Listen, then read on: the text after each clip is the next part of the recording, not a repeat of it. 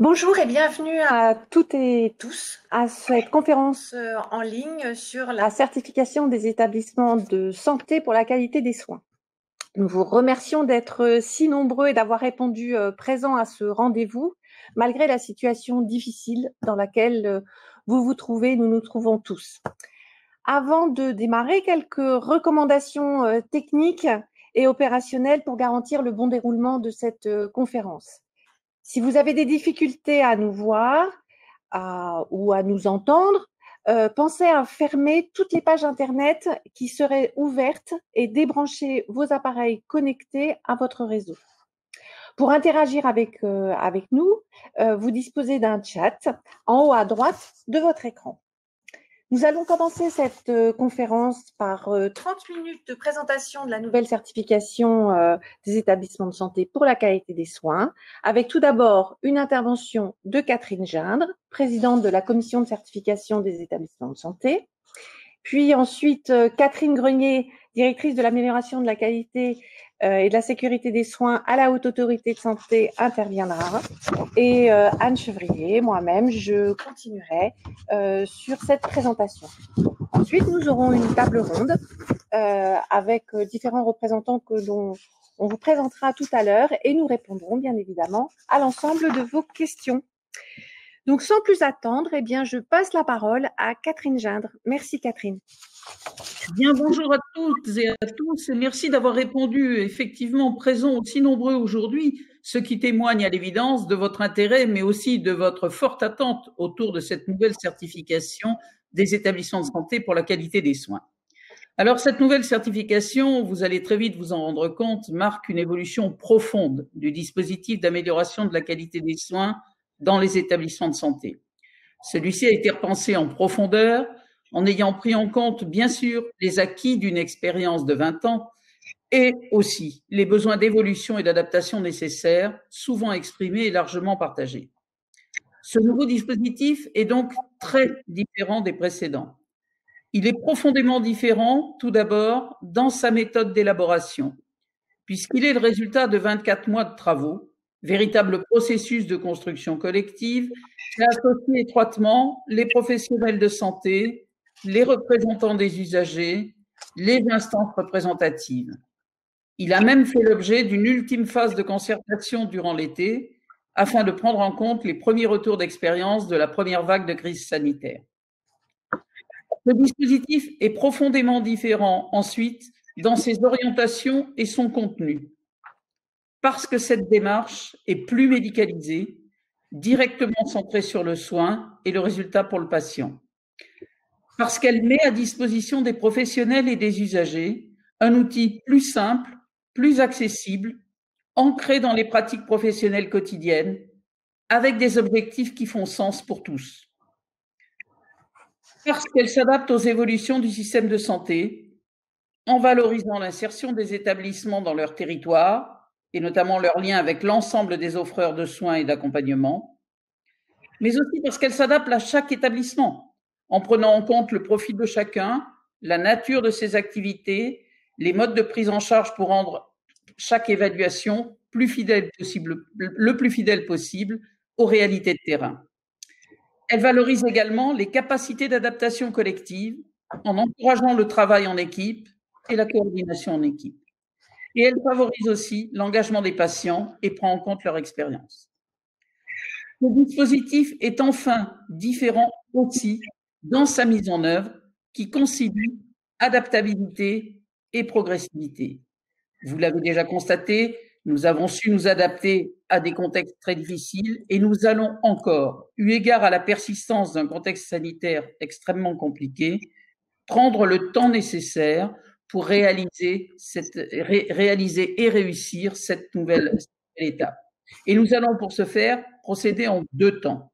Un premier temps qui est un temps de partage et d'appropriation qui vient de s'engager, un temps d'échange avec les établissements de santé, les acteurs de santé, les représentants des usagers, les experts visiteurs aussi, avec aussi les fédérations, les conférences, et un temps aussi de mise à disposition de documents et d'outils.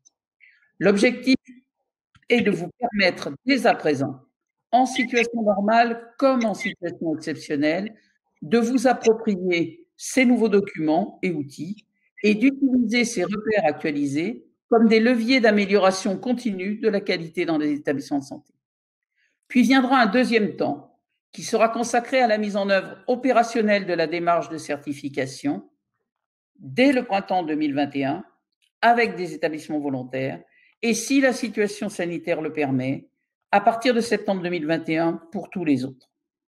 C'est donc en résumé une démarche profondément rénovée, plus claire dans ses objectifs, plus simple dans ses outils, plus souple dans sa mise en œuvre, qui privilégie la reconnaissance de l'engagement de chacun dans un objectif partagé, patient et soignant, d'amélioration continue de la qualité de la sécurité des soins.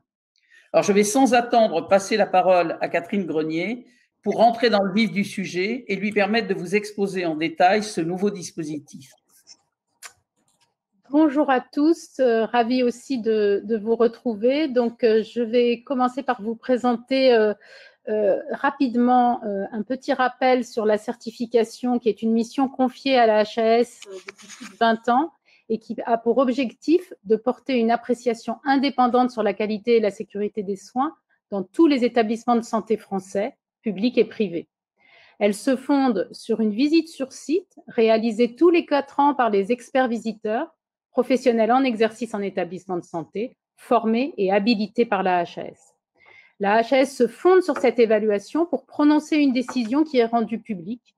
Et en tant qu'organisme certificateur, la HAS est elle-même accréditée par l'ISQOA, organisme international qui promeut l'amélioration de la qualité au sein des systèmes de soins. Alors, la certification a pour objectif de répondre à la fois aux attentes des usagers, des professionnels de santé et des autorités de tutelle. Ainsi, l'usager ou ses proches peuvent être informés du niveau de qualité d'un établissement avant d'être pris en charge. Pour les professionnels, c'est leur donner des repères pour améliorer le service rendu aux patients. Et cette appréciation est prise en compte par les autorités de tutelle, comme les ARS, pour la régulation de l'offre de soins. Alors, cette nouvelle certification des établissements de santé pour la qualité des soins, c'est clairement un tournant, comme l'a indiqué en introduction Catherine Gindre. C'est une nouvelle manière d'accompagner et d'améliorer la qualité des soins, de donner du sens et de la clarté aux professionnels comme aux usagers. Tout d'abord, le dispositif est recentré sur le soin, en passant d'une culture de moyens à une culture de résultats, en développant la recherche de la pertinence pour le patient, et cela avec des experts visiteurs médecins plus nombreux et des méthodes d'évaluation en lien direct avec le cœur de métier des soignants. Ensuite, un principe qui nous a préoccupés tout au long du développement, la simplification. À la fois la simplification du dispositif, de la préparation de la visite à la décision, mais aussi dans la transmission des exigences avec des outils et une sémantique plus claire, correspondant au vocabulaire du quotidien des équipes de soins. Et enfin, un principe d'adaptation. D'une part, l'adaptation du dispositif aux spécificités de chaque établissement. Ce n'est pas un cadre monolithique qui s'applique à tous les établissements de la même façon.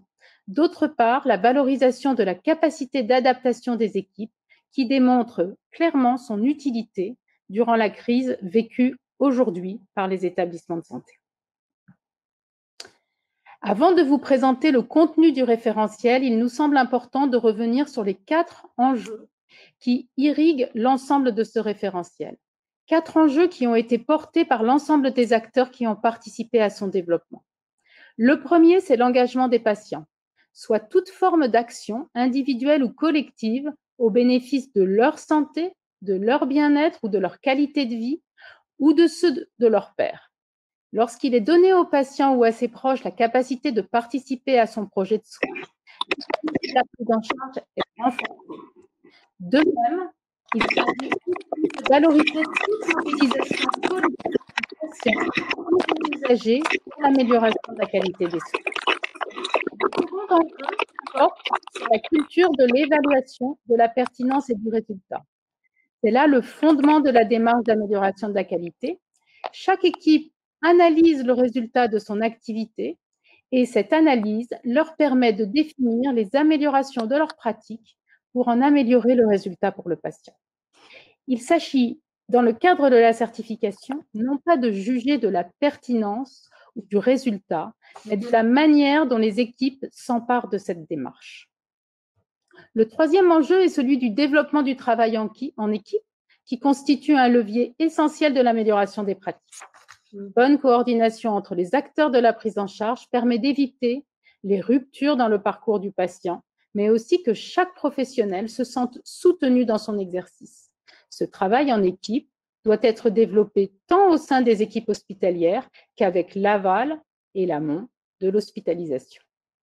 Et pour finir, l'adaptation aux évolutions du système de santé est cruciale aujourd'hui dans le cadre de la transformation du système de soins.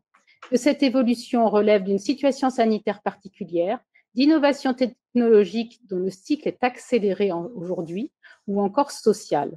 La qualité des soins requiert de l'agilité, que les établissements soient en capacité de s'adapter en cohérence avec leur territoire. Nous allons maintenant vous présenter en quoi la nouvelle certification constitue une rupture. Tout d'abord, un seul document qui regroupe le référentiel et l'ensemble des outils pour conduire la certification, quel que soit l'acteur. Un nouveau système d'information, Calista, centré sur les besoins des équipes, à leur disposition et permettant l'évaluation de chaque critère du référentiel par l'établissement lui-même ou par les experts visiteurs de manière absolument identique. Et des méthodes fondées sur les traceurs, transparentes aussi et en lien avec les pratiques quotidiennes des équipes. Ainsi, la préparation est simplifiée sans autre exigence que de mettre en œuvre les bonnes pratiques et de s'en assurer. La visite, quant à elle, permet la cotation de l'établissement sur l'ensemble des critères. Les EVE ne cherchent pas les écarts, mais à évaluer le résultat des pratiques mises en œuvre sur la prise en charge des patients. Ce résultat est présenté de manière quantifiée, plus lisible, d'où un rapport plus synthétique et plus facilement mobilisable pour l'amélioration. Le référentiel est plus lisible, les vocables ont été simplifiés pour les rendre compréhensibles de tous, les acronymes et le jargon sont bannis. Un des objectifs poursuivis depuis le début est de limiter au maximum le coût d'entrée dans la démarche pour les équipes de soins. Dans le même but, le volume des documents a été largement réduit et la dénomination est explicite avec un intitulé compréhensible par tous, la certification des établissements de santé pour la qualité des soins. Ainsi, le référentiel est désormais un document d'une trentaine de pages permettant à chacun de comprendre les principes et les exigences de cette certification. En complément, des fiches critères et des fiches pratiques pour les différentes phases de la procédure accompagnent ce référentiel. L'ensemble constitue le manuel. Le référentiel constitue le socle du dispositif de certification. Dans ce référentiel, les 15 objectifs de qualité des soins sont déclinés en critères à satisfaire par l'établissement. Il décline également les méthodes de leur évaluation et les modalités qui permettent d'aboutir à la décision de certification. Cette approche facilite l'appropriation, d'une part par les professionnels et les représentants d'usagers qui peuvent s'appuyer sur le référentiel pour réaliser leur évaluation interne de manière autonome et s'en servir comme outil de pilotage de l'amélioration continue de la qualité. C'est aussi une facilitation pour les experts visiteurs qui partagent le même outil qui constitue le document de référence pour la conduite de la visite. Afin de répondre aux ambitions et enjeux, le référentiel de certification est structuré en 3 chapitres. Le patient, les équipes de soins, l'établissement. Les 15 objectifs, eux-mêmes déclinés en critères, sont répartis sur chacun de ces chapitres selon la cible directement concernée. Le premier chapitre concerne directement le résultat pour le patient. Il intègre 4 objectifs ici affichés. L'information et la recherche d'implication du patient, le respect du patient, l'association de ses proches et ou aidants à la mise en œuvre de son projet s'il le souhaite, la prise en compte de ses conditions de vie et de lien social pour lui garantir une prise en charge globale. Ainsi, le chapitre 1 permet de s'assurer que tout au long de sa prise en charge, une attention aux résultats pour le patient est portée. Il permet de promouvoir le recueil et l'exploitation de l'expression du patient et de valoriser les initiatives pour rendre le patient acteur de sa prise en charge. Il permet aussi de reconnaître la personnalisation du service rendu en fonction du type de patient accueilli, selon ses vulnérabilités. Patients en situation de handicap, patients âgés, patients mineurs, etc. Le deuxième chapitre concerne les équipes de soins avec 4 objectifs. Le partage de l'analyse de la pertinence des parcours dans l'équipe et avec le patient. La coordination des équipes tout au long de la prise en charge du patient. La maîtrise des risques liés aux pratiques et l'analyse de leurs pratiques par les équipes en s'appuyant notamment sur une analyse de leurs résultats cliniques. Il s'agit donc là d'apprécier d'une part le développement d'une culture de l'évaluation de la pertinence et du résultat.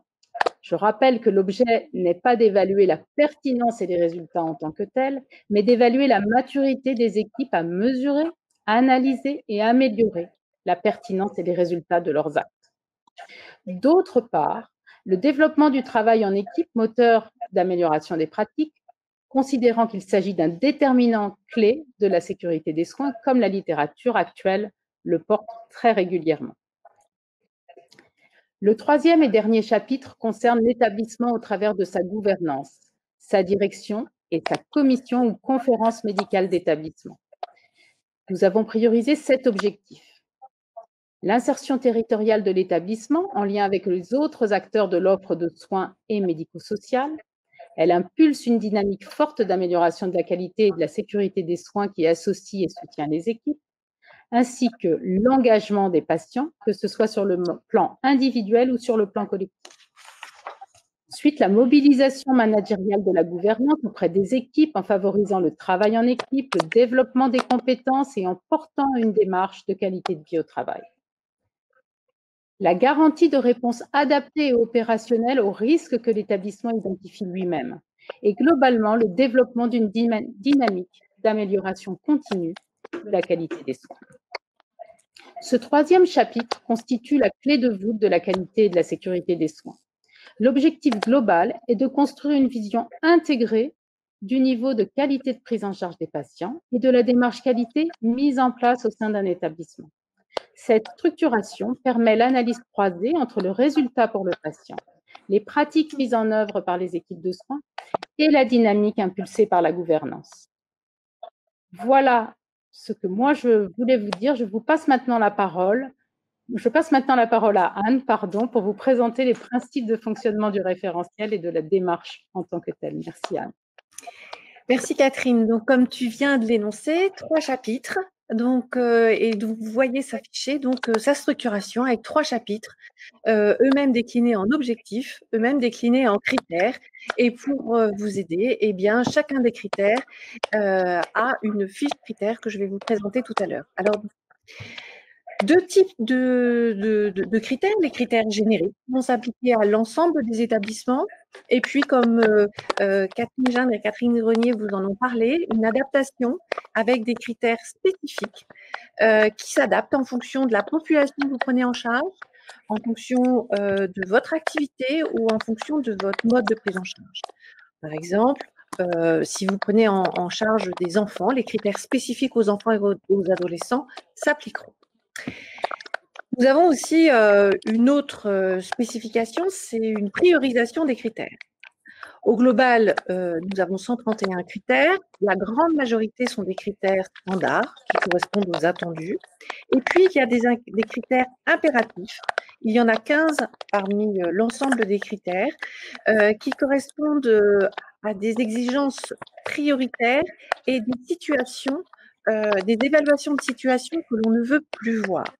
Je prendrai pour exemple le fait que l'on ne veut plus être confronté à des situations où le patient ne bénéficie pas du respect de son intimité et de sa dignité. Autre exemple, on pourra parler du fait qu'on pourra évaluer et s'assurer que le patient bénéficie bien des soins visant à anticiper et à soulager rapidement sa douleur. Ensuite, il y a 5 critères que l'on dénomme des critères avancés, qui quelque part sont les standards de demain, mais pour lesquels nous souhaitions que pour les établissements qui effectivement ont cette maturité, eh bien cette maturité soit valorisée. Je vous le disais tout à l'heure, chacun des critères, donc de façon pratique, sont déclinés en fiches où vous allez retrouver une petite description de l'exigence qui est attendue, avec le champ d'application. Je vous en ai parlé tout à l'heure, s'il est standard ou s'il est spécifique, et puis le niveau d'exigence également. Pour arriver à évaluer ce critère, la liste des éléments d'évaluation avec le mode, la méthode qui pourra permettre de les évaluer. Mais en plus, et en termes de cohérence avec l'ensemble des outils d'amélioration de la qualité, nous vous citons les principales références des recommandations de bonne pratique qui émanent soit de l'HAS, soit éventuellement des sociétés savantes, et également les principaux textes pour que vous puissiez avoir une vision globale. Nous y avons également rajouté les indicateurs de qualité et de sécurité des soins qui sont en lien avec ce critère et qui serviront effectivement à trouver une concordance entre le résultat de ces évaluations et ces indicateurs. Alors, de façon très pratique et un petit peu rapide, bien évidemment, puisque le temps nous est compté et que l'on veut garder place aux questions, mais rapidement. Je vais revenir sur les 4 étapes de la démarche de certification en pratique. Alors, première étape, l'engagement de la procédure. Dès son engagement, chaque établissement aura un référentiel personnalisé. Parce qu'effectivement, Catherine vous en a parlé, nous avons un nouveau système d'information qui s'appelle Calista, sur lequel vous avez déjà reçu un message de connexion, et vous aurez pu voir que désormais, nous avons récupéré les données des bases nationales pour pouvoir identifier, à partir de la base notamment de statistiques d'activité des équipements, votre profil d'équipement et identifier quels sont les critères spécifiques qui s'appliquent à vous. Les critères standards, bien évidemment, mais vos critères spécifiques, et vous fournir un référentiel qui soit adapté particulièrement à votre établissement. Cette plateforme, j'en profite, sera aussi une plateforme beaucoup plus moderne, beaucoup plus simple d'utilisation et qui nous permettront de réaliser et de suivre l'ensemble de nos échanges. En termes de préparation de la visite, elle est également largement allégée. En effet, comme vous l'a dit Catherine Gindre et Catherine Grenier, on insiste sur le fait que nos évaluations portent sur le résultat, portent sur les pratiques professionnelles. Donc, à ce titre, nous ne vous demanderons plus de compte qualité ni 4 mois avant la visite, ni tous les 2 ans. Nous ne demanderons plus autant de documents que nous le demandions sur vos différentes procédures, processus, puisque, en fait, on ira sur le terrain pour voir de visu ce qui se passe.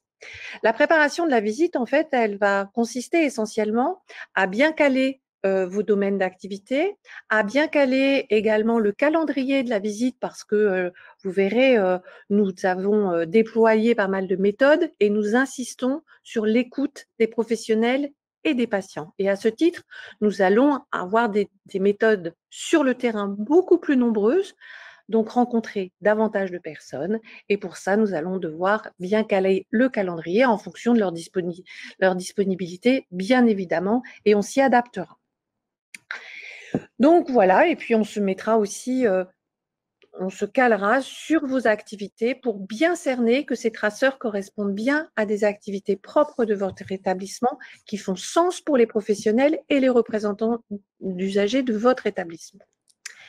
La deuxième étape, c'est l'évaluation. Donc là, Catherine vous le disait tout à l'heure, la Haute Autorité de Santé a voulu vraiment une grande transparence de ces méthodes qui sont mobilisées par les experts visiteurs, mais une grande transparence, et vous verrez sur le site internet l'ensemble des différents supports, et notamment une petite vidéo que nous avons tournée lors d'une expérimentation qui vous montre très simplement en 6 minutes comment se passe un petit peu ce déroulement et enchaînement de différentes méthodes. Je ne vais pas m'appesantir aujourd'hui sur le sujet, mais cette transparence et tous ces outils mis à disposition sur le site Internet, c'est véritablement pour que vous puissiez bénéficier exactement des mêmes informations que nous fournissions antérieurement et que nous continuons bien sûr à fournir à nos experts visiteurs, pour que vous puissiez réaliser vos évaluations en interne de la même façon et que vous ne soyez pas surpris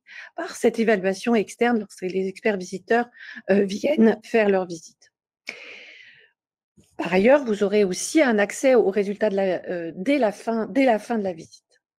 Alors, en ce qui concerne les 5 méthodes d'évaluation, tout d'abord, le patient traceur, c'est une capitalisation que nous avons faite au travers de la V2014, la précédente itération, et c'est une méthode qui est largement développée dans bon nombre d'établissements et nous avons vu qu'elle faisait sens pour les professionnels et donc nous la déployons très très largement dans ce nouveau dispositif. Ensuite, le parcours traceur, donc pour arriver à rencontrer l'ensemble des équipes qui concourent à un parcours plus ou moins complexe, on le fera plutôt simple pour pouvoir réunir les équipes cliniques, mais les équipes également médico-techniques, les équipes de support, les équipes éventuellement sociales, l'ensemble des professionnels qui contribuent à ce parcours. Et à travers de cette méthode, nous pourrons juger de la bonne coordination de ce parcours et bonne coordination des équipes et également nous les entendrons sur les dispositifs d'amélioration de la qualité au travers de l'évaluation de leurs résultats qu'ils auront pu mener. Le traceur ciblé, donc nous ne ferons plus l'analyse d'un processus, mais nous irons sur le terrain et nous suivrons les différentes étapes, mais réelles, de ce processus. Par exemple, sur un médicament, à partir d'une prescription de médicament qui a lieu, ou qui a eu lieu au moment de la visite, nous suivons l'ensemble de ce processus jusqu'à l'administration avec les différents interlocuteurs, que ce soit effectivement les professionnels de la pharmacie, les professionnels cliniques, les infirmières et l'ensemble des personnes qui concourent à ce processus et à ce parcours de médicaments. L'audit système que vous connaissez déjà bien, que nous gardons et qui permet de faire effectivement, d'entendre la gouvernance, mais aussi d'entendre les équipes de terrain pour savoir si effectivement cette politique est entendue et mise en application dans les équipes. Et puis une méthode sur les observations. C'est une méthode simple, on y reviendra tout à l'heure, mais c'est vrai qu'au travers de cette méthode, elle nous permet de voir si les recommandations de bonne pratique sur l'hygiène, le lavage de mains notamment, en ce qui concerne le port des tenues adaptées sur le circuit des déchets. On peut voir beaucoup de choses. Je rappelle que les experts visiteurs sont des pairs, des professionnels qui travaillent en établissement de santé. Ils connaissent bien et vous tous, je n'en doute pas, lorsque vous allez dans un nouveau service, vous savez bien que les quelques minutes que vous y passez, lorsque vous écoutez, lorsque vous regardez, lorsque vous sentez, vous permettent de récupérer bon nombre d'informations. Donc, au travers de une fois que la saisie des évaluations est faite, chaque élément d'évaluation fait l'objet d'une réponse et la moyenne de l'ensemble des réponses positives permet de calculer la note de chacun des critères. Au global, avec le nouveau système que nous avons mis à votre disposition, vous verrez que la restitution des résultats est simple. Elle est simple lorsque vous ferez votre propre évaluation interne et elle apparaîtra également en fin de visite dès que les experts auront terminé leur visite. Nous avons souhaité quelque chose de beaucoup plus lisible, de beaucoup plus clair. Donc, les rapports ne feront plus des dizaines et des dizaines de pages, mais uniquement quelques pages de présentation par chapitre et par objectif au travers de certains graphiques qui sont visuels et qui permettent de montrer effectivement les critères sur lesquels il y a une amélioration attendue, mais aussi de valoriser les critères sur lesquels l'établissement sait se distinguer et montrer sa maturité en termes de qualité sur ces critères. Le compte qualité. Alors, la dénomination du compte qualité a été conservée, certes, mais désormais considérée dans son sens propre. En effet, il intègre les résultats de l'ensemble des critères émanant soit de votre évaluation interne, soit de l'évaluation réalisée par les experts. Le compte qualité a ainsi beaucoup évolué, puisqu'il est désormais structuré en cohérence avec le référentiel et non plus basé uniquement sur votre analyse de risque. Alors, en ce qui concerne les analyses de risque, désormais, néanmoins, tous les enseignements des démarches d'amélioration continue de la qualité et de la gestion des risques n'est plus effectivement dans ce compte qualité parce cette évaluation est faite au travers des critères et vous les retrouvez dans les 3 chapitres. Il est important de préciser qu'il ne s'agit plus d'évaluer le déroulement des analyses et la bonne conduite des réunions qui pouvaient être faites avant, mais bien d'évaluer les enseignements qui ont été tirés de façon pratique et de façon réelle sur ces démarches avec les actions qui ont été concrètement mises en place. Cela permet par ailleurs de procéder à des comparaisons faciles puisque ce compte qualité est désormais structuré, soit entre 2 évaluations, soit notamment pour les groupes hospitaliers de territoire qui souhaitent comparer et faire une analyse groupée des résultats des établissements qui font partie de ce groupement. Eh bien, cette structuration de compte qualité le permet aisément. Sur la phase de décision, donc nous avons aussi simplifié des décisions qui sont plus lisibles avec des macarons qui vous seront mis à votre disposition et qui permettront de communiquer sur votre niveau. Donc, un premier niveau, bien évidemment, de certification à partir du moment où le score est supérieur à 50% de réponses positives aux évaluations, avec néanmoins une distinction pour les établissements certifiés avec mention. Ceux-là auront cette mention à partir du moment où ils auront un niveau sur l'ensemble de leurs critères et pas seulement sur la moyenne, mais un niveau de l'ensemble de leurs critères très homogène et éventuellement qu'ils aient montré une maturité sur les critères avancés. Pour les établissements qui n'obtiennent pas ce score de 50%, alors il y aura 2 catégories. Ceux pour lesquels la commission de certification estime qu'il n'y a pas d'impact fort sur la qualité immédiate et directe sur la prise en charge du patient. Il nécessite de faire des efforts d'amélioration. Il y a des marges de progression, mais qui sont accessibles au niveau de l'établissement, qui sont possibles. Et donc, la commission de certification, dans ces cas-là, pourra prononcer une certification sous condition avec une nouvelle visite, mais une nouvelle visite complète qui sera programmée entre 6 et 12 mois. Et pour les autres, eh bien, une décision potentielle de non-certification avec une reprogrammation de nouvelles visites sous 12 à 24 mois. Naturellement, la publication reste quasi identique, c'est-à-dire qu'un rapport de certification, même si nous allons améliorer les délais de transmission, mais un rapport de certification qui est transmis à l'établissement avec une diffusion qui est publique sur le site de la HAS et également au niveau des ARS. Et rappeler que les établissements se doivent d'assurer une diffusion auprès de leurs professionnels et de leurs usagers. Pour vous accompagner, parce que Catherine Ginde vous a bien présenté les 2 temps que nous avons voulu et pourquoi aujourd'hui nous démarrons alors que la situation est tendue, nous en avons bien conscience, ce premier temps pour vous mettre à disposition l'ensemble des outils, l'ensemble des guides, pour que les professionnels, lorsque, au sens propre du référentiel, ont besoin de se repérer dans leur démarche d'amélioration de la qualité, eh bien, ils puissent s'emparer de ce référentiel et de tous les outils que nous mettons à disposition. Donc, un nouveau système d'information, mais aussi des informations avec des affiches, avec des supports pour informer le patient si vous faites un patient traceur que nous mettons à votre disposition.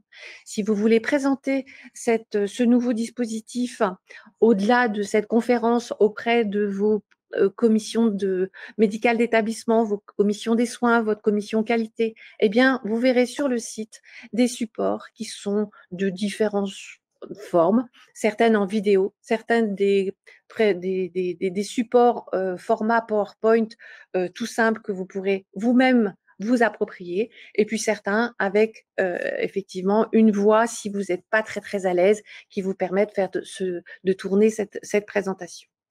Nous avons aussi remis sur ce site différentes vidéos de présentation générale, des fiches aussi pédagogiques en ce qui concerne eh bien sur une thématique, si vous voulez vous voulez suivre sur une thématique particulière, par exemple, encore une fois, sur le médicament, eh bien, vous trouverez des fiches pédagogiques qui couvrent l'ensemble du référentiel sur cette thématique-là.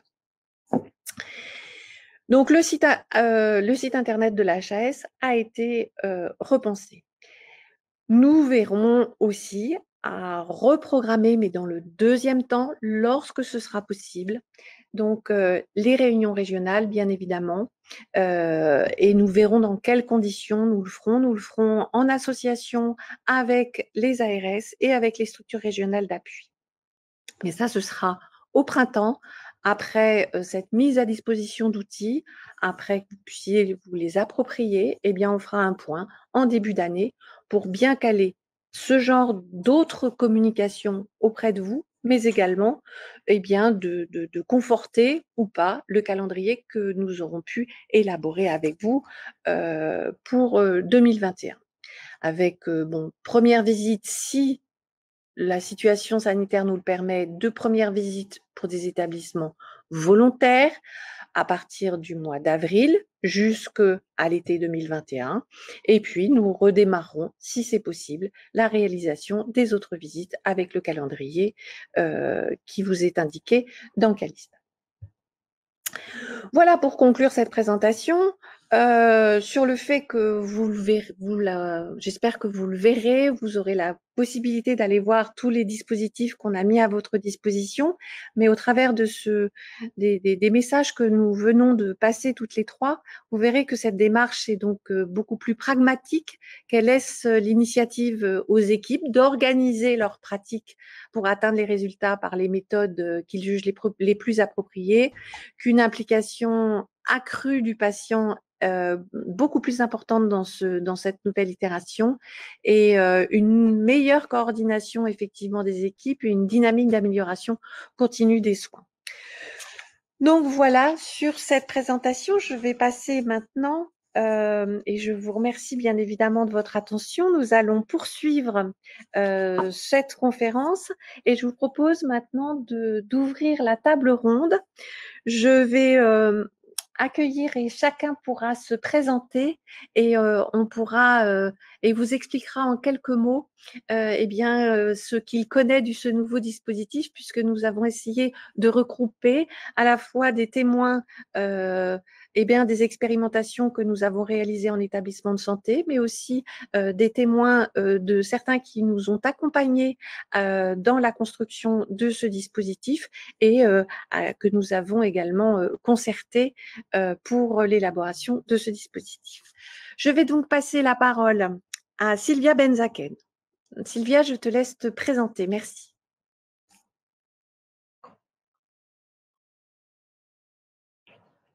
Sylvia, on ne t'entend pas, tu n'as pas ton micro. Voilà, ça devrait être bien. Merci beaucoup. Et merci, c'était très clair tout ce qui a été dit, bien que j'ai eu beaucoup de problèmes de connexion et de son. Donc moi, je suis Sylvia Benzaken, je suis vice-présidente de la CME de Nice et coordonnateur de la gestion des risques associés aux soins, et aussi la conférence des présidents de CME de CHU de toutes les démarches qualité, sécurité des soins. Et je participe à ce titre au comité de concertation qualité de la HAS. Et enfin, j'ai eu la chance d'être dans un établissement, dans le CHU, qui a eu une visite expérimentale. C'était il y a juste un an, c'était en octobre 2019, mais ça paraît être très très ancien pour nous tous qui travaillons en établissement de santé. Donc, ce retour est-ce que je continue ou on présente le deuxième? On va faire un petit tour de table et puis on te repassera la parole sur des questions qui commencent déjà à être très nombreuses et nous allons te passer la parole tout à l'heure. Chantal Catteau, ton micro s'il te plaît.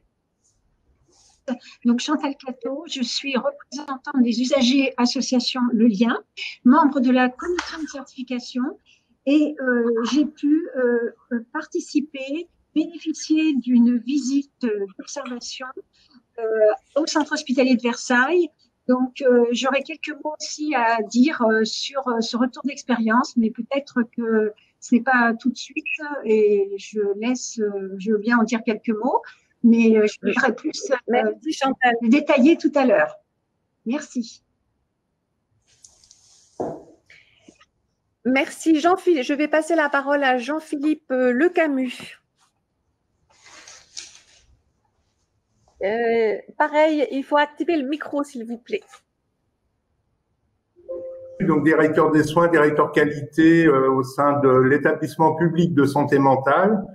Dans le Morbihan, donc il a été site expérimentateur également en octobre 2019 de la nouvelle version du référentiel certification. Je vais passer maintenant la parole à Annie Morin. Merci Annie. Le micro Annie.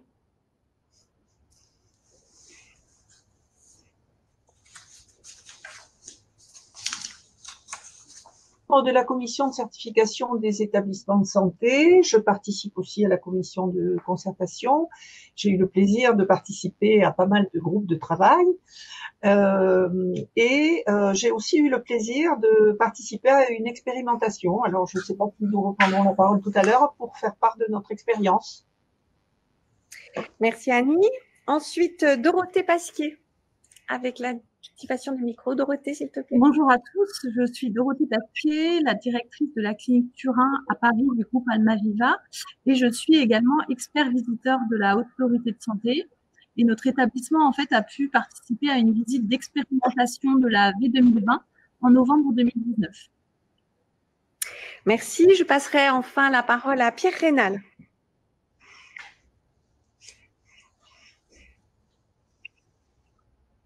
Je suis gynécologue obstétricien. Je suis également médecin coordonnateur de la gestion des risques associés aux soins dans cet établissement et médecin médiateur. Nous avons eu sur le centre hospitalier de Versailles en octobre 2019 une visite expérimentale de la certification des établissements de santé. Et on m'avait également demandé de participer au groupe de travail périnatalité pour la rédaction du référentiel, raison pour lesquelles je suis là aujourd'hui. Merci. Nous allons commencer à prendre vos nombreuses questions. Nous en avons déjà reçu plusieurs au moment des inscriptions, mais là, au travers du chat, vous avez la possibilité de poser vos questions. Je souhaitais aussi préciser que il y aura, bien sûr, cette conférence est enregistrée et dans quelques jours, vous aurez la possibilité de la télécharger pour faire un replay de cette conférence si vous le souhaitez. Il y aura également puisque on a vu qu'il y a de nombreuses questions, très certainement d'ores et déjà des questions sur lesquelles nous n'aurons pas le temps matériel de répondre, mais il y aura une foire aux questions qui vous sera également mise à disposition sur le site internet pour répondre à ces questions. Et puis sinon, les établissements ont l'habitude, peuvent nous contacter pour répondre s'ils sont des questions spécifiques et particulières. Mais nous alimenterons au fur et à mesure cette foire aux questions. Alors, une première question qui apparaît, c'est est-ce que la plateforme Calista remplace Sarah? Eh bien oui. Sarah a fait son temps. Sarah était un système d'information adapté à l'ancien dispositif, mais comme nous vous l'avons dit, nous avons souhaité repenser avec quelque chose de plus moderne et puis surtout connecté avec les données, les bases nationales qui vous évitent les ressaisies inutiles, qui nous permet aussi d'approfondir le profil d'activité de votre établissement et en cela, mieux cerner les évaluations que nous allons réaliser. Alors, une petite question, peut-être, il y a de nombreuses questions sur les groupements hospitaliers de territoire. Donc, je vais peut-être passer la parole tout d'abord à Catherine Gindre, parce que certains, effectivement, nous posent la question en disant « mais nous attendions un chapitre 4 ». Là, effectivement, nous avons recentré spécifiquement, et c'était aussi dans un souci de clarté, sur la certification des établissements de santé. Qu'en est-il sur les GHT? Donc, Catherine, je te laisserai répondre. Et puis, il me semble aussi important, par rapport à ce choix que nous avons fait, d'entendre également Annie Morin en tant que représentant des usagers. Catherine, je te passe la parole. Alors, peut-être pour dire que cette nouvelle certification des établissements de santé prévoit bien dans son chapitre 3, vous l'avez vu, la possibilité de valoriser les coopérations. Hein. À ce titre, toutes les stratégies coordonnées entre établissements, notamment au sein des GHT, pour améliorer la prise en charge complémentaire et graduée des patients, seront très positivement évaluées. Donc, il n'est pas question de dire qu'on recule, on ne va pas dans le sens d'eux, etc. Il y a bien et il y aura donc au titre donc du chapitre 3 et en particulier 3.1 la possibilité d'évaluer positivement les coopérations d'établissement et en ce sens les stratégies intra-GHT seront évidemment valorisées. Bon. Pour autant, on n'a pas abandonné une idée d'une vision de territoire, on a au contraire décidé de l'amplifier dans une approche plus systémique. C'est la raison pour laquelle on a, dans un premier temps, souhaité ne pas laisser dans une stratégie d'évaluation, de certification des établissements de santé ce chapitre-là, mais plutôt d'ouvrir plus largement une réflexion permettant de favoriser la coopération territoriale entre tous les acteurs de l'offre de santé, sanitaire et médico-sociale, à l'hôpital, mais aussi en ville, au domicile, dont on sait qu'il s'agit évidemment, incontestablement, d'un gage de qualité du système de santé. Donc l'enjeu va être de structurer et de piloter une démarche d'amélioration de la qualité des soins sur un territoire, d'en faire un levier de structuration de l'offre en y associant tous les acteurs. La crise a d'ailleurs bien montré la nécessité de créer des synergies pour fluidifier les parcours et en particulier les parcours complexes, de décliner des exigences significatives de la qualité dans la coordination des soins de territoire, de construire et de réaliser des évaluations externes, etc. Donc, de mettre un véritable chantier autour de ces enjeux de qualité au sein d'un territoire.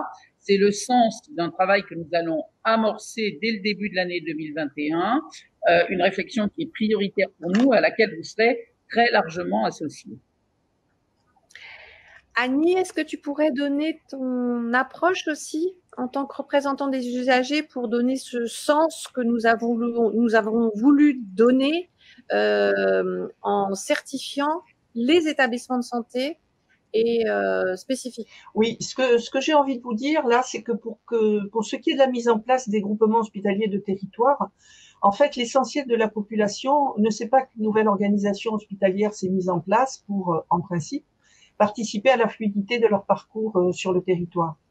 Lorsque les usagers sont pris en soins et accompagnés dans un établissement de santé, ce qui les intéresse, c'est ce qui se passe dans l'établissement où ils sont accueillis, quel qu'il soit, et plus encore ce qui se passe dans le service où ils séjournent.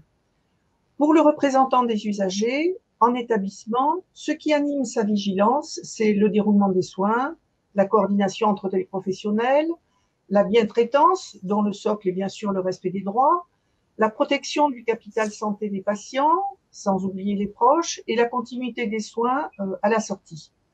L'ensemble des critères des 3 chapitres recouvre tout cela. Au-delà des murs, le parcours du patient tricote avec les filières du groupement hospitalier de territoire, mais aussi avec d'autres lieux du système de santé, comme les soins de premier recours, le médico-social, le secteur privé, etc. Mettre le groupement hospitalier de territoire ou tout autre groupement appelé à l'établissement de santé risquait de faire perdre en visibilité et ne prenait en compte qu'un aspect du parcours. La crainte des représentants des usagers était aussi qu'à terme, cela conduise à une seule certification pour un groupement hospitalier de territoire, avec la difficulté pour l'usager, le patient et le représentant des usagers, d'avoir des informations trop globales qui ne permettraient pas d'être, pour les uns, force de proposition dans le partenariat pour améliorer la qualité et la sécurité des soins, et pour les autres, d'être rassurés au regard des résultats mis à sa disposition. La question de la confiance et de la transparence entre soignants et soignés se joue pour nous au plus près du terrain, dans la proximité. Ce qui explique que lors des débats, nous avons été de ceux qui souhaitaient rester dans le périmètre d'un établissement et reprendre ensuite dans le prolongement la question du parcours dans le territoire. Merci. Merci Annie. Donc effectivement, une décision par établissement et un compte qualité avec une structuration qui permet de faire une comparaison entre établissements et d'agréger et d'avoir un rendu au niveau d'un groupement GHT, mais aussi autres groupements et plusieurs établissements et donc maintenant possible. Alors, on va passer à une question qui nous a été posée puisque nous avons mis en avant l'implication des soignants dans ce nouveau dispositif de certification. Et il me semble intéressant de faire témoigner Pierre Rénal, qui en tant que médecin et qui a vu effectivement, qui a pu tester ce dispositif, de nous donner son avis sur l'appropriation de ce nouveau dispositif et est-ce que effectivement il répond bien aux attentes des soignants qui, dans l'itération précédente, nous avaient témoigné un petit peu leur éloignement, estimant que la procédure était trop complexe. Donc Pierre, merci de témoigner par rapport à ce sujet-là. Il y en a beaucoup de questions sur ce thème-là. Effectivement, l'expérience de cette visite expérimentale a permis de voir quelle était l'implication, ou la non-implication d'ailleurs, des soignants dans la certification. Et en fait, on peut parler plutôt d'implication dans la mesure où les méthodes qui sont proposées vont au contact du terrain. En fait, on va voir quelle est la vraie vie des soignants. On va s'intéresser à la vraie vie des soignants et on va partager avec eux leurs questionnements. Et ça, effectivement, c'est un très bon moyen pour avoir l'adhésion des soignants pour ce type d'approche. Un point important aussi, c'est de valoriser l'existant. Et à partir du moment où le soignant peut exprimer ce qu'il fait, pourquoi il le fait, ça lui permet d'avoir une analyse de ce qui est fait. Et ça permet également de mettre en avant, en exergue, les efforts qui sont faits et les réflexions qui sont produites et les résultats obtenus. Et tout ça, ça permet d'ouvrir aussi la réflexion sur quelles sont les marges d'amélioration qui peuvent exister. Et ça, c'est aussi un point qui est très important parce que ça se fait en fait de soi en échangeant avec les experts visiteurs. Un point qui est très important pour avoir une implication effective des soignants, c'est aussi l'approche des experts visiteurs qui se doit d'être bienveillante et en l'occurrence, elle l'a été, nous, dans notre visite expérimentale, globalement. Il me semble que tout ça ne peut bien fonctionner que s'il y a une réflexion en amont qui se fait avec une information, comme on le fait aujourd'hui, des professionnels de santé sur quels sont les objectifs attendus de cette certification, quelles sont les modalités de fonctionnement, qui sont les experts visiteurs. Et Anne, vous avez parfaitement précisé que effectivement les experts visiteurs sont des pairs, c'est-à-dire que ce sont des professionnels inscrits dans la santé. Et ce ne sont pas des professionnels qui sont déconnectés du terrain qu'ils vont aller appréhender. Donc pour tous ces éléments, effectivement, l'implication des soignants dans la certification, en tout cas chez nous, c'est plutôt bien passé, avec un certain plaisir, j'ai cru comprendre, des soignants de pouvoir échanger avec les experts visiteurs.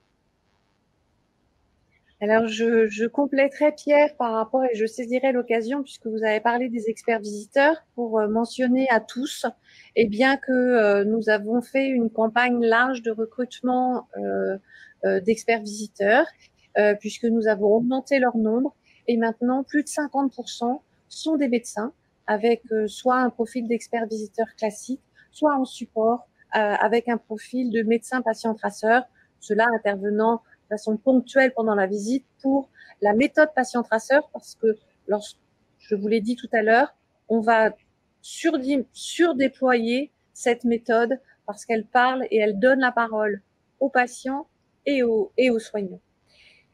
Je vais passer la parole à Dorothée et Sylvia pour qu'elles puissent nous parler en complément de ce ressenti des professionnels au travers de l'expérimentation qui a eu lieu dans leur établissement. Est-ce que le rendu de ces expérimentations était le reflet de ce qu'elles connaissaient de leur établissement et comment ça a été perçu par les professionnels de santé et leurs représentants d'usagers? Je vais peut-être commencer par Dorothée. En fait, effectivement, la restitution de cette visite expérimentale V2020 est vraiment très simplifiée sous forme de graphique, sous forme d'araignée précisément, ce qui fait qu'en fait, c'est très visuel pour les équipes et que chaque professionnel, médecin, soignant, administratif et même les représentants des usagers ont une vue globale sur l'établissement de manière très simple, puisque le vocabulaire également utilisé a été très simplifié.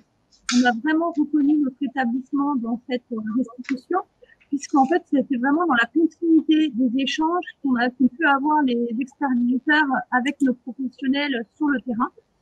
Donc, ça n'a pas été une surprise de découvrir ces résultats, mais ça a été voilà la continuité de nos échanges. Et pour nous, ça a été un vrai plus et on a pu dégager des plans d'action en fait très rapidement suite à cette restitution sans attendre la réception du rapport de certification. Donc vraiment dans la foulée, dès que les experts sont partis, les plans d'action étaient naturels et on a pu les mettre en œuvre. Merci Dorothée. Sylvia, si tu peux aussi donner ton avis, ta perception.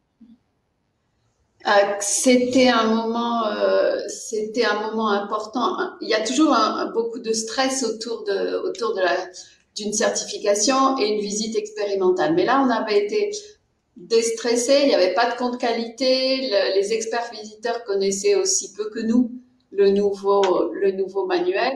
Et donc, c'était attendu avec impatience à la fois par tous ceux qui l'avaient organisé, parce que même si la méthode a changé, ce référentiel guide, et que les objectifs, c'est de la simplification, l'organisation d'une visite de certification au sein d'un établissement, c'est quelque chose de complexe et qui exige une logistique rigoureuse et importante. Donc, on organise beaucoup de choses, on organise au départ, on est très attentif à ce qui va se passer et il faut organiser parce que tous ces patients traceurs, tous ces parcours traceurs, tous ces traceurs ciblés, audit système, il y a quand même à répondre à différents et à avoir une visibilité globale de l'établissement auquel sont attentifs les experts visiteurs. Mais ce qu'il y a de plus positif dans ces méthodes nouvelles, adaptée à cette nouvelle version de la certification, c'est vraiment qu'elle parle aux soignants et que autant le patient traceur que le parcours traceur. Donc patient traceur, effectivement, les médecins ont été très vite embarqués et même avec des réflexions. On pensait pas que la certification c'était comme ça. On se rappelait plus que c'était comme ça. Mais là, ça nous parle. Et même quand on leur a proposé, qu'on a laissé les flyers publicitaires de la HAS sur devenez médecin patient traceur, il y en a beaucoup qui se sont motivés. Alors, je sais pas s'ils ont été jusqu'au bout, mais en tout cas, ils s'étaient prononcés. Donc ça, c'est un retour positif de cette visite. Et puis, ce regard croisé des experts visiteurs, parce qu'un seul sujet, une seule thématique est vue de différentes façons. Donc c'est plus experts visiteurs dépendants. Effectivement, les experts visiteurs ont des grilles. Donc ça rend beaucoup plus homogène le regard.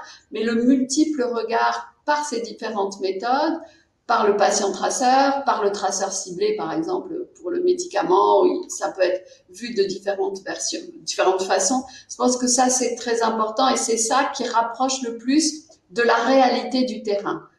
Et ça confirme ce qu'on trouve dans le référentiel, parce que ce référentiel, rien que de voir, on aura plus de facilité en tant que coordinateur de la gestion des risques ou responsable qualité ou les ingénieurs ou vraiment tout le département qualité de l'établissement à vendre entre guillemets, parce que 3 chapitres, le premier chapitre patient, deuxième chapitre équipe de soins.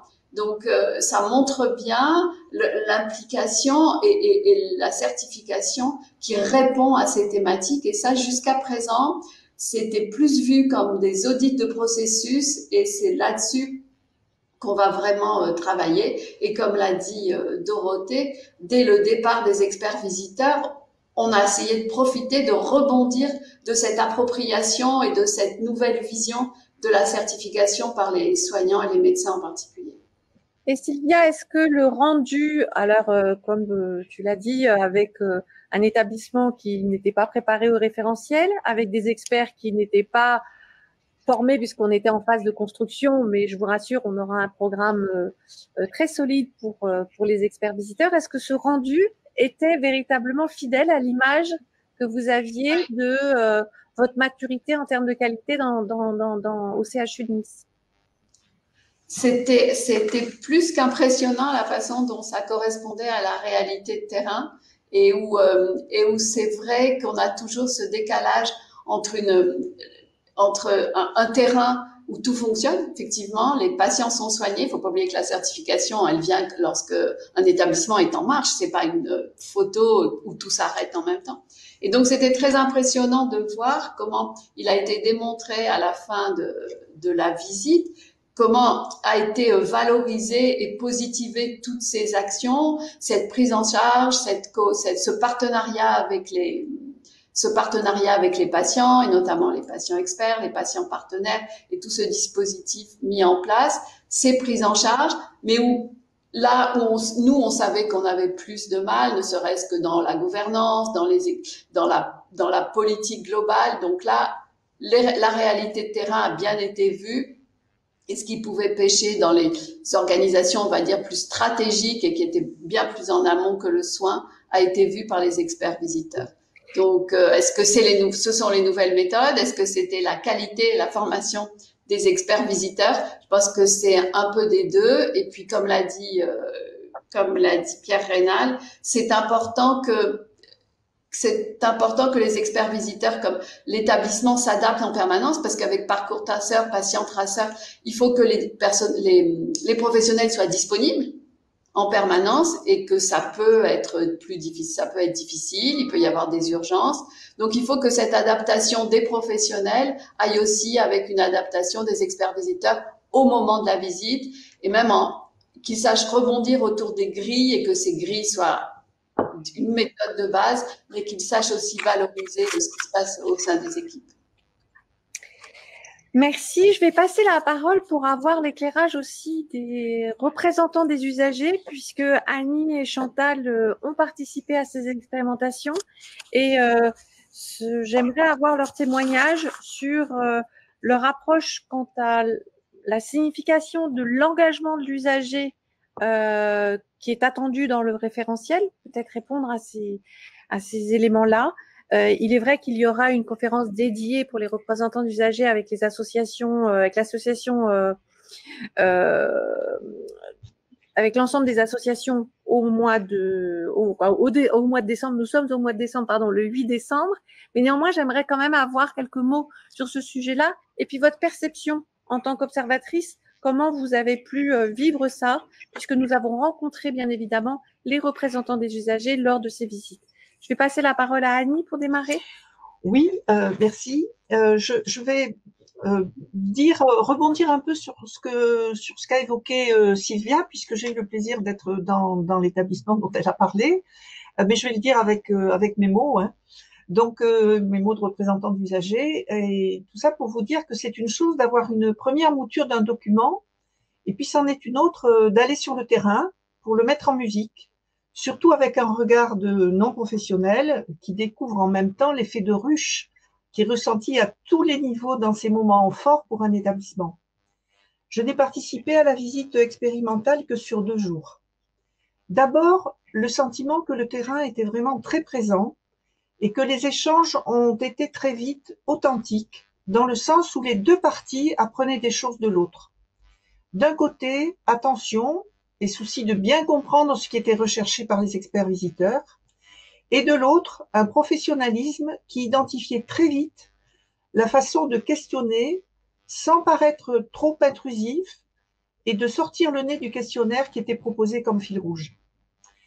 Très vite, la nécessité d'un temps d'observation est apparue comme une évidence pour compléter ce qui se disait autour des tables. Alors, le croisement dans les couloirs avec les experts visiteurs médecins dédiés aux patients traceurs, avec l'ordinateur collé au bras, m'a fait craindre que cet outil prenne trop de place dans les échanges experts visiteurs et patients. Il est prévu maintenant de donner un document d'information aux patients qui acceptent d'être rencontrés pour qu'ils sachent bien qu'au cours de cet entretien, sa parole est libre.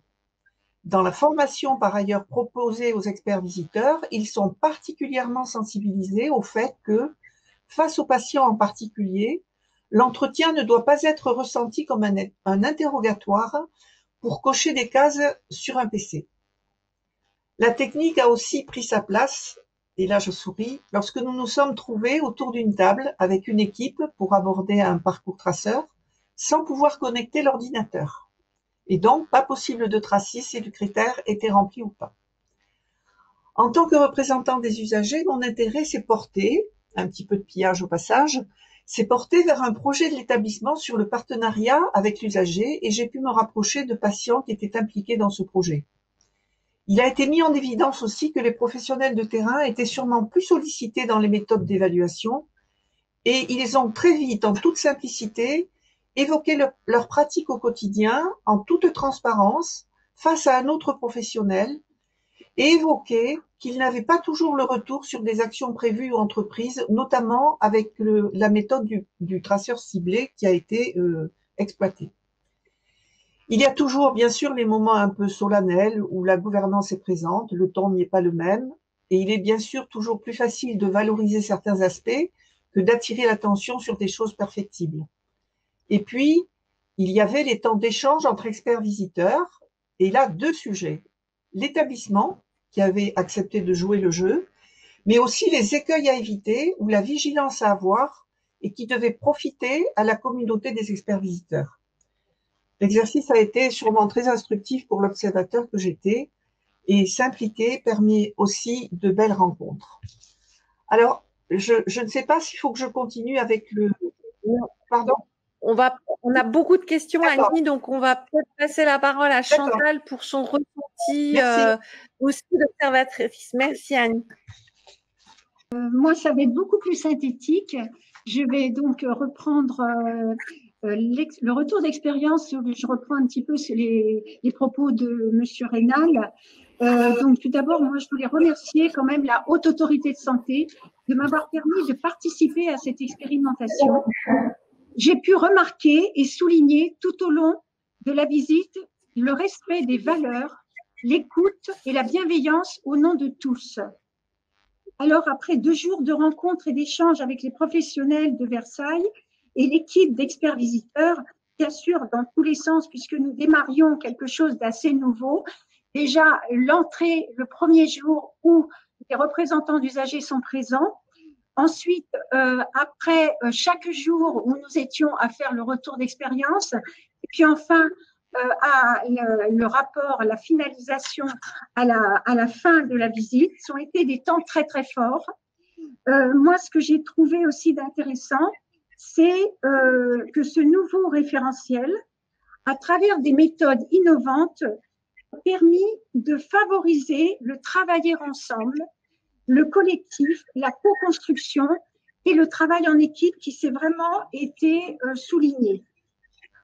Par rapport aux méthodes, aux patients traceurs ou aux traceurs ciblés, j'ai pu aussi aller jusqu'au bout pour voir justement avec un représentant d'usager qui était présent comment on peut accompagner à partir d'un événement indésirable, aller jusqu'au bout du suivi et en faire un levier d'action et un suivi. Ça, c'était très intéressant. Ensuite, j'ai trouvé aussi très intéressant l'intérêt de cette expérimentation parce que ça apporte de la lisibilité et du vécu sur le terrain. C'est-à-dire qu'on ne se voile pas la face. Si on traverse un couloir et qu'il y a des encombrements, eh bien, on le remarque. Je pense qu'on est en capacité de dire, bah là, franchement, il faudrait peut-être améliorer les choses. C'est ça la vraie vie. de la future visite. Enfin, moi, je l'ai vécu comme ça. J'ai trouvé aussi intéressant que le représentant de l'usager que je suis et reste à l'écoute active avec les experts visiteurs pour une amélioration continue de la sécurité des soins, qui soit associé vraiment à l'équipe pour faire remonter des informations, que ce soit du point de vue individuel ou du point de vue collectif, et que ça permet aussi de recentrer sur le soin et de façon à être dans cette démarche d'amélioration continue de la qualité et d'un service rendu aux patients. Voilà. Merci Chantal. Voilà. Je vais aussi, parce que nous avons quand même parmi vous beaucoup d'établissements avec une activité relevant de la santé mentale, je vais passer la parole maintenant à Jean-Philippe Le Camus. Assez brièvement, nous avons énormément de questions. Merci. Il faut activer le micro. Jean-Philippe. Merci beaucoup. Nous avons eu un petit problème de connexion, mais me revoilà. Alors, je rejoins les retours d'expérience, c'est-à-dire que cette expérimentation fin 2019 a particulièrement été appréciée par les professionnels, toujours pour les mêmes raisons, c'est-à-dire une réelle intensification des rencontres avec les équipes, avec les patients également, qui a renforcé finalement aux yeux des professionnels de l'établissement l'intérêt et le sens de la démarche. Et ça, c'était vraiment quelque chose d'extrêmement intéressant. Le patient traceur est une méthode que nous connaissions déjà, qui a été également intensifiée. En revanche, le parcours traceur concernant le champ de la santé mentale est une dynamique extrêmement intéressante en termes de parcours patient, c'est-à-dire entre, par exemple, l'hospitalisation complète, l'hospitalisation à temps partiel, les consultations, les suivis ambulatoires. Donc, c'est vrai que la coordination, alors l'organisation est nécessaire de manière à ce que l'ensemble des équipes rencontrent les experts visiteurs, voilà, sur un espace-temps bien identifié. Mais cette dynamique-là a été vraiment particulièrement appréciée. Et puis également très apprécié le fait que finalement les critères sont investigués selon plusieurs méthodes et par plusieurs experts visiteurs, c'est-à-dire de ramener quand même une évaluation globale et peut-être un petit peu moins experts visiteurs comme certains en tout cas pouvaient identifier dans les versions précédentes. Voilà, d'une manière très rapide. Merci beaucoup, Jean-Philippe. Il y a beaucoup de questions effectivement sur l'aspect pratique et ce qui est normal puisque c'est tout à fait nouveau et que nous venons de vous mettre à disposition la nouvelle plateforme Calista sur en pratique comment ça marche. En pratique, en fait, avec le système Calista, vous voulez faire un patient traceur, et vous allez le décrire avec son profil. Est-ce que il y aura potentiellement des critères spécifiques qui peuvent s'appliquer si c'est par exemple une personne âgée? Quel type, dans quel service, effectivement, quelle pathologie il a eu et quel mode de prise en charge, vous allez réaliser, vous allez choisir. À partir du moment où vous saisissez donc quelques informations sur le profil du patient, sur son mode de prise en charge et sur l'activité propre qui est déployée pour sa prise en charge, vous avez le système Calista qui vous produit automatiquement les grilles qui vont vous servir à l'évaluation. Vous pouvez soit les imprimer, mais au mieux, et c'est beaucoup plus simple, les télécharger sur différents supports, que ce soit PC ou tablette. D'ailleurs, je fais un petit aparté. Aujourd'hui, nous n'avons pas encore véritablement de système de mode de fonctionnement totalement hors connexion, mais nous allons les avoir très, très prochainement. Donc, à partir de là, vous avez vos grilles. Vous saisissez vos résultats avec, sur chaque élément d'évaluation. En fait, c'est du résultat propre. Est-ce que, par rapport à cette exigence-là, est-ce qu'elle est, elle est respectée? Est-ce qu'on peut constater que l'exigence, effectivement, est respectée ou pas? Alors, sur certaines choses, ça peut ne pas être applicable éventuellement. Et donc, on va saisir après dans le système, c'est oui, c'est non applicable. Et à ce moment-là, eh bien, le calcul et le pourcentage des oui sera calculé et ce fameux graphique vous sera représenté automatiquement. Et c'est l'agrégation de l'ensemble de ces résultats qui compose le compte qualité aujourd'hui. Donc, effectivement, il a une approche assez différente. Je vais passer la parole à Catherine parce que c'est vrai qu'on a voulu aussi trouver une cohérence. La certification est souvent un levier pour et les 20 ans de certification ont vu qu'il y a eu une évolution de la qualité dans les établissements qui a été largement déployée. Mais par rapport à ça, eh bien, nous avons voulu mettre, en plus de clarifier et de simplifier l'approche et l'appropriation des professionnels, eh bien éclairer l'ensemble des acteurs sur les différents outils qui peuvent leur servir dans l'amélioration de la qualité. Donc, on l'a présenté tout à l'heure, des fiches pratiques avec d'autres éléments qui sont identifiés, mais comment est-ce qu'effectivement, eh bien, les indicateurs et les cartographies des risques vont pouvoir être réalisés, comment tout cela va pouvoir s'articuler.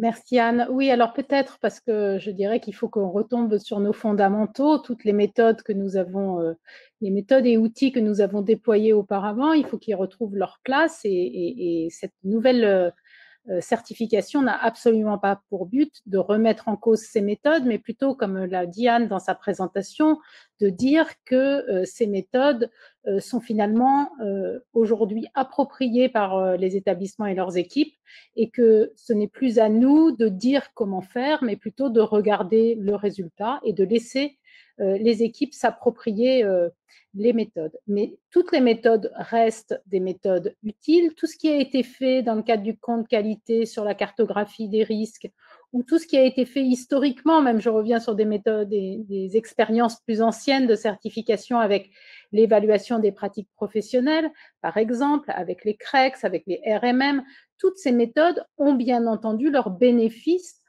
pour le patient et ce bénéfice sera observé via les visites de certification. De plus, dans le chapitre 3, on regarde comment l'établissement se dote d'une dynamique d'amélioration de la qualité et de la sécurité des soins et dans ce cadre-là, on pourra valoriser quand les démarches en équipe, quand les évaluations des pratiques professionnelles, différentes modalités qui retrouveront leur place au sein de cette nouvelle certification.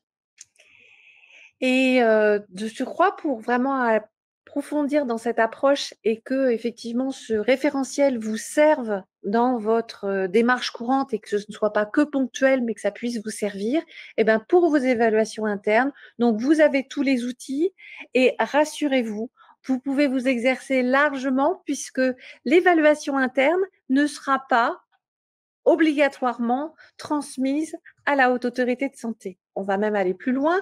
Vous pourrez faire des évaluations avec un patient traceur ou un parcours traceur, puis finalement il ne s'est pas bien passé, eh bien c'est pas grave. Vous le conservez vous à votre niveau, mais si à un moment vous estimez avoir fait plusieurs évaluations et que vous voulez transmettre les résultats donc au travers de ce compte qualité à l'HAS, vous pourrez sélectionner les fiches que vous souhaitez.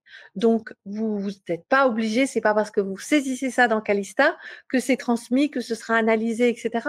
Vous allez pouvoir vous approprier et garder et faire sens et faire votre propre évaluation et utiliser cet outil n'est pas l'outil de la HAS, c'est un outil partagé. Bien sûr, il est développé pour que les experts visiteurs puissent rendre leurs résultats, certes, mais la rupture par rapport à ce qui existait antérieurement, c'est que cet outil doit vous servir et vous avez la possibilité de vous exercer comme vous le souhaitez et de sélectionner après les évaluations que vous souhaitez pour rendre compte de vos actions et votre développement d'actions qui a pu être faite.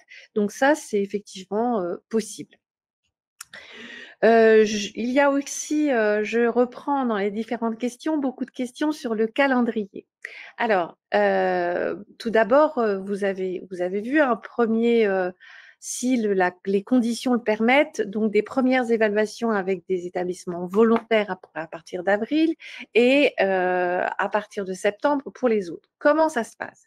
Eh bien, pour être établissement volontaire, Vous savez que nous avions déjà fait une petite programmation, nous avions écrit en ce sens et certains étaient volontaires si on avait pu lancer la certification au mois de mars. Donc, nous allons nous recontacter les établissements volontaires de l'époque, mais il n'y a aucune obligation à ce qu'ils le soient à nouveau. Encore une fois, par rapport à la période que nous avons traversée, que nous continuons à traverser, s'il est tout à fait entendable que certains ne le soient pas. D'autres établissements qui sont programmés, vous avez vos dates qui sont inscrites dans Calista, qui souhaitent effectivement démarrer un petit peu plus tôt et parce qu'ils sont intéressés par cette expérimentation. Sachez que nous allons avoir un accompagnement personnalisé et renforcé pour ces établissements qui seraient volontaires. Donc, vous vous déclarez auprès du service de certification et vous avez l'adresse qui est mentionnée dans Calista. Et en ce qui concerne la validation du calendrier, eh bien, nous allons nous rapprocher et si cette date n'est pas compatible avec la situation dans laquelle vous êtes, nous nous adapterons, bien évidemment. Compte tenu de l'évolution de notre… je vais en finir sur… peut-être donner 2 minutes à Annie Morin parce que nous avons quelques questions sur le rôle des représentants d'usagers. Il est important que l'ensemble des établissements, peut-être que ce message passe auprès des représentants d'usagers, mais de l'ensemble des gouvernances des établissements. Donc Annie, je vais te passer la parole juste 2 minutes, puisqu'après nous allons devoir conclure cette conférence. Merci. Annie, ton micro. Ah, on a perdu. Ah, voilà. Annie. C'est bon, vous m'entendez? Alors, oui, tu peux nous donner juste 2 minutes pour le rôle des représentants d'usagers. D'accord, pas plus de 2 minutes. Le rôle du représentant des usagers, en fait, se détermine, bien sûr, au-delà de ce que disent les textes, par le niveau d'implication qui est le sien, mais aussi par celui que lui permettent les institutions dans lesquelles il est présent. Si je suis là aujourd'hui, c'est parce que des établissements m'ont impliqué en tant que représentant des usagers, c'est parce que la Haute Autorité de Santé m'a impliqué, c'est parce que France Asso Santé nous outille pour que nous puissions nous impliquer tout en gardant notre spécificité et notre regard d'usager, c'est parce que mon association me fait confiance et me s'est investie, et c'est parce que je suis aussi très curieuse, au bon sens du terme, ça sûrement. En matière d'implication des usagers et des représentants des usagers, au fil des années, la Haute Autorité de Santé a acquis et développé la culture du partenariat en impliquant des usagers et des représentants des usagers dans ses travaux, ses organisations et ses réflexions. Pour cette certification, les sollicitations ont fait que nous avons dû suivre le rythme.